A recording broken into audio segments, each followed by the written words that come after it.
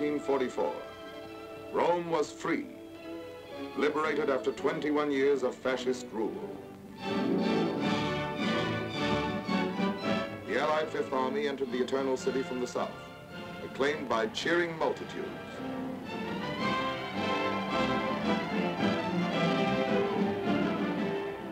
Through the streets where the chariots of the Caesars once rolled, tanks and trucks rumbled past historic landmarks. Colosseum, the Forum, the Victor Emmanuel Memorial, tomb of Italy's unknown soldier. The Piazza Venezia, where Mussolini looked down from his balcony upon the people he had led to sorrow and ruin. The liberation of Rome was part of the all-out offensive in Italy, coordinated with drives upon the Nazi fortress from England and Russia. The Germans were driven from Rome exactly 9 months and a day after the beginning of the Allied campaign in Italy. Conceived by the combined chiefs of staff, the campaign had 2 phases. In phase 1, we sought to achieve certain preliminary objectives with a limited amount of troops and equipment. What were the objectives of phase 1? Most important of all was securing complete control of the Mediterranean. Even after clearing the Axis out of North Africa and overrunning Sicily in 38 days, our shipping was still threatened by Axis air attacks from the Italian mainland. Our second objective, to exploit Mussolini's overthrow by knocking Italy out of the war. Our third objective was to capture the main Nazi airfields at Foggia.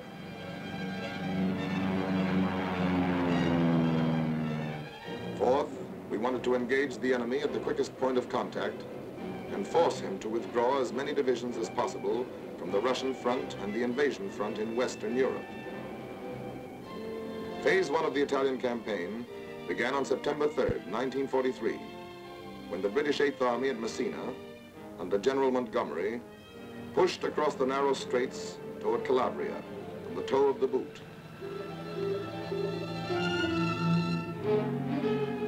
And landed there virtually unopposed. The towns of the toe were swiftly occupied, and the Eighth Army pressed north up the peninsula. By September 8th, we had swiftly accomplished one of our objectives when General Eisenhower announced the capitulation of Italy. The Italian fleet surrendered, and 66 Italian divisions laid down their arms. On September 9th, the Fifth Army, composed of American and British troops under General Mark Clark, headed for Salerno, 28 air miles south of Naples, the furthest point which could be protected by an umbrella of fighter planes from our bases in Sicily. At 5 a.m., the first wave went in. Seized German film shows the Germans entrenched on high ground, overlooking the harbor and beaches. They had moved in the day before, determined to prevent our landings. Despite heavy enemy fire, the first wave swarmed ashore with timetable precision. But before we could consolidate our positions, the Germans intensified their attacks.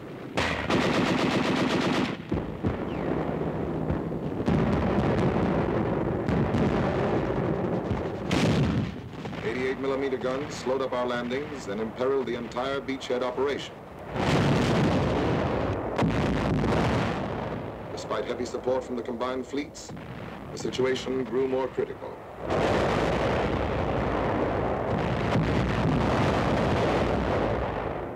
The Luftwaffe was thrown into the struggle in great numbers, seriously hampering the landing of additional troops and equipment.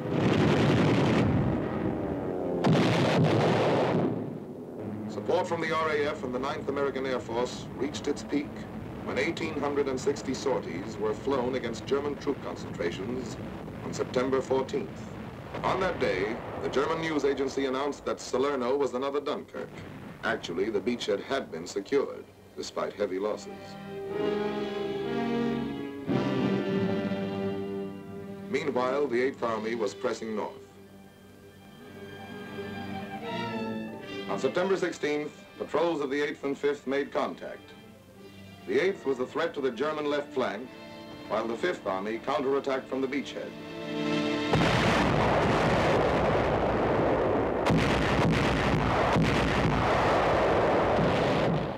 The Germans fell back fighting before the Allied assault.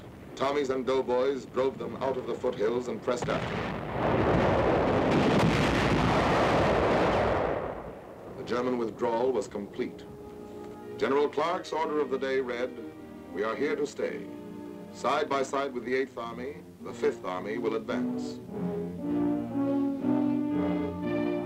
On September 27th, the 8th captured the Foggia airfields, achieving 2 more of our objectives.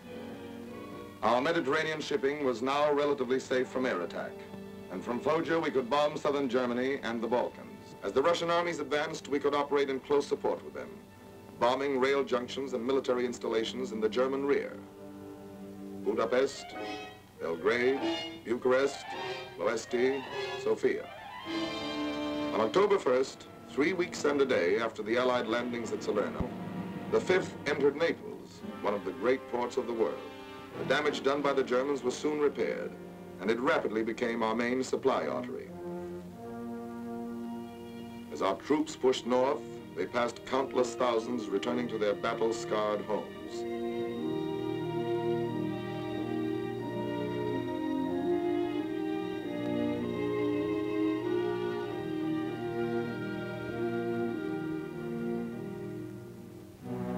This was once a farmhouse near Francolizi. The farmer had refused to give up his livestock to feed German engineers.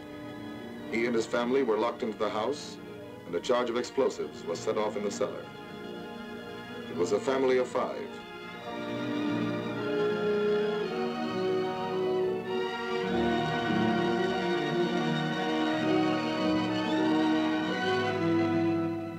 One month after our landing, we reached the Volturno River.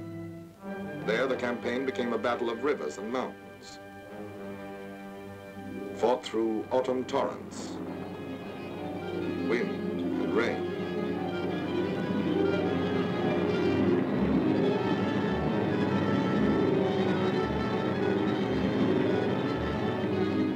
Our progress was slow.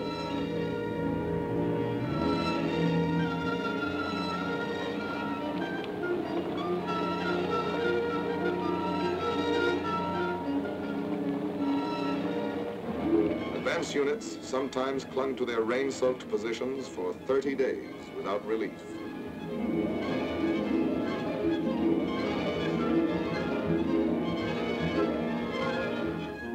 Mud and mire followed the rains as we struggled forward.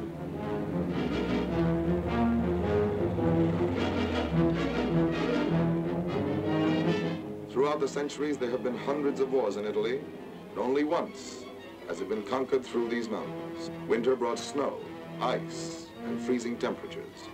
A topographical map shows how the mountains lie like an endless row of fortresses, each protected by its moat, a river at right angles athwart our line of march.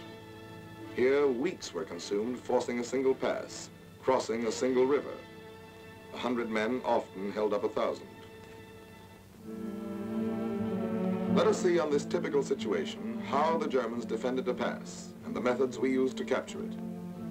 Beyond the demolished bridges, the Germans laid minefields and emplaced machine guns and anti-tank guns to cover the minefields and bridgehead. Further back, they built pillboxes and concealed artillery just over the crest of the mountains. To take a position like this, we first had to lay down a tremendous artillery barrage. Behind this, our infantry had to swim the river at night, clear a way through the minefield, and put the machine guns and anti-tank guns out of action. Only then could pontoon bridges be put down and our artillery brought across. Then, as our guns went to work on the pillboxes and on the enemy artillery in the mountains, the infantry captured the pass by working around the enemy's flank, storming the pillboxes from side and rear, and silencing them with grenades and flamethrowers. Much of the time, the going was too steep for vehicles, and muscle and mule took over. Supplies were brought through over precarious trails.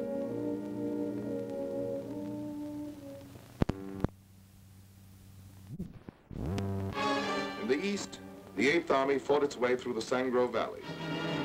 Their attack on Ortona was met by determined Nazi resistance. Powered by tanks, the Germans counterattacked desperately. For 18 days, tank battles and hand-to-hand infantry fighting raged through the streets.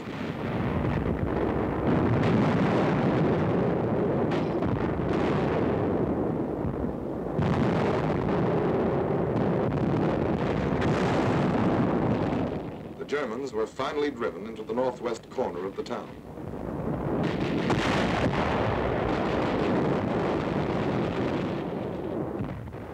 Outfought, exhausted, the enemy pulled out. The 8th pressed after them. The tide of battle swept over Ortona and left it in its wake.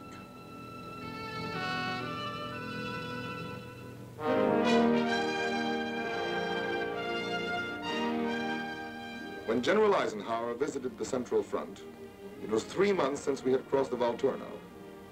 We had advanced 12 miles in this sector, sometimes at the cost of a man a yard, and were facing Cassino, key to the strong Gustav line, which the Germans had orders to hold at all costs.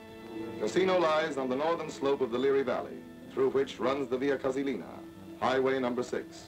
Possession of the valley and the mountains overlooking it from both sides would take us forward to the foot of the last mountains, barring our way to Rome. Our plan was to force the Rapido River both to the north and south of the town. While the southern force maintained pressure, the northern unit was to circle through the mountains behind it, clean the Germans out of their positions there, and storm the town from north and rear. At Hangman's Hill, this unit fought for days. Other vantage points changed hands again and again.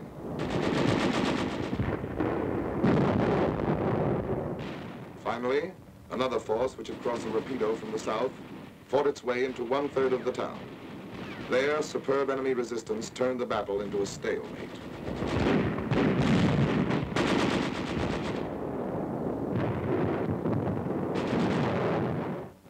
The Gustav line ran across the peninsula and was anchored at Cassino. To break the stalemate, we tried an end run, amphibious landings at Anzio and Nettuno. The Germans were caught off guard, and for several days, American and British troops encountered only light opposition as they landed and consolidated the beachhead. It was up to the German High Command to determine the importance of this new threat to their flank and rear. Marshals Rommel and Kesselring decided against falling back and brought in 13 fresh divisions from their dwindling strategic reserves. More and more, we were accomplishing our objective of diverting Nazi divisions from the Western and Russian front. Heavy Luftwaffe raids supported those 13 divisions as they sought to drive us into the sea.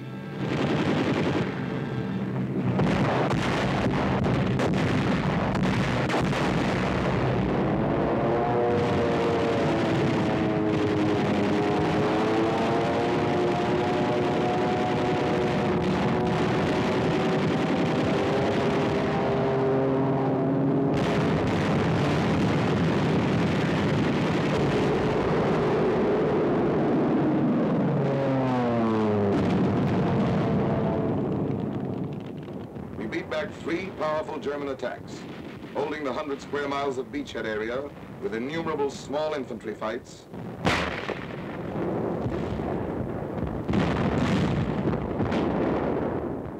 and tremendous artillery barrages.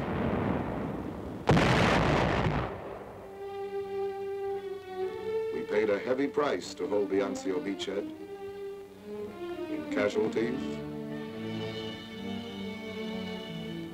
and in men captured by the enemy, shown in these Nazi films.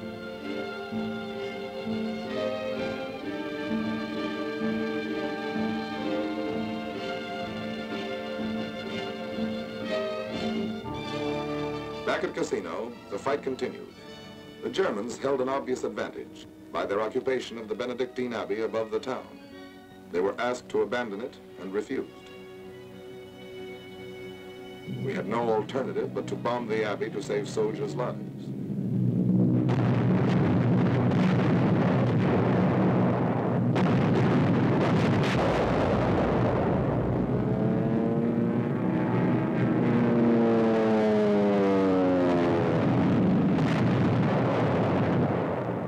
One month later, 543 Allied planes tried to blast the enemy out of the town with a load of 1,144 tons of bombs.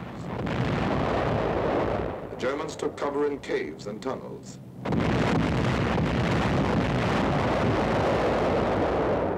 Behind the fighting at Cassino, preparations were underway for phase 2 of the campaign.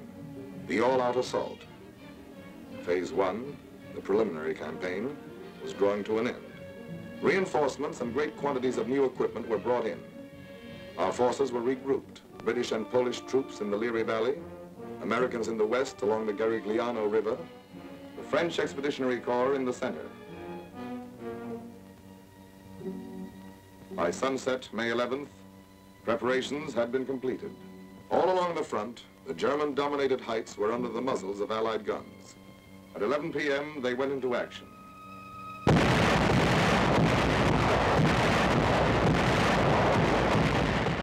By dawn, the big push was well underway. General Alexander, commander of the Allied forces in Italy, told his troops that to them had fallen the honor of striking the first blow in the great final invasion of Fortress Germany.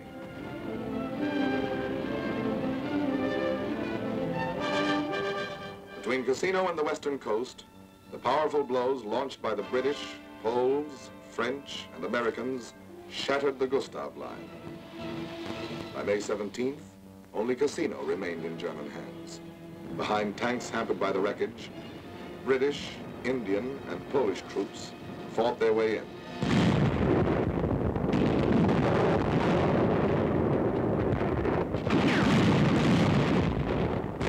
On May 18th, Cassino fell, and the Gustav Line had ceased to exist. Prisoners were brought in on every sector of the front.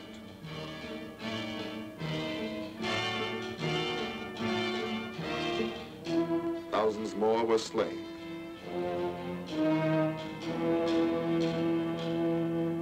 The men who were taken alive were beaten, exhausted, hopeless. The power of our offensive was written in their dazed, haunted faces. But there were still 17 German divisions in Italy that had to be battered to pieces. The Adolf Hitler line swung back like a gate, then crumbled beneath the sledgehammer Allied blows. On May 23rd, the Anzio troops broke out of their beachhead area, and 2 days later the two groups met at Borgo Grappa. After 4 months of anguished fighting, the beachhead forces had accomplished their mission, to threaten the German rear and compel them to fall back. The road to Rome was lined with the wreckage of Nazi legions, blasted by Allied air power as they fled before the reunited Fifth Army.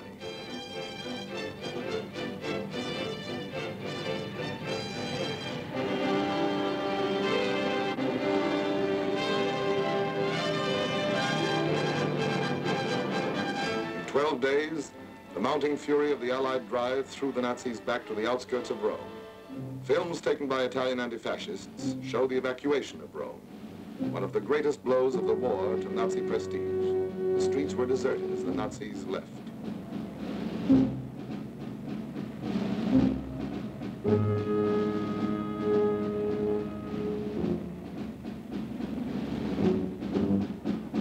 After 21 years, a free Rome laughs again. A free Rome speaks again. A free Rome reads again.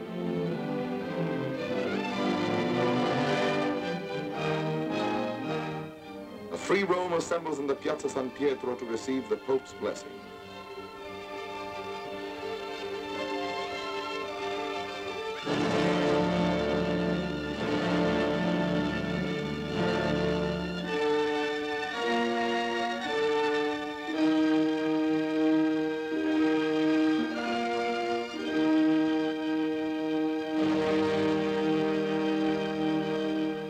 Free Rome prays, remembering the dead.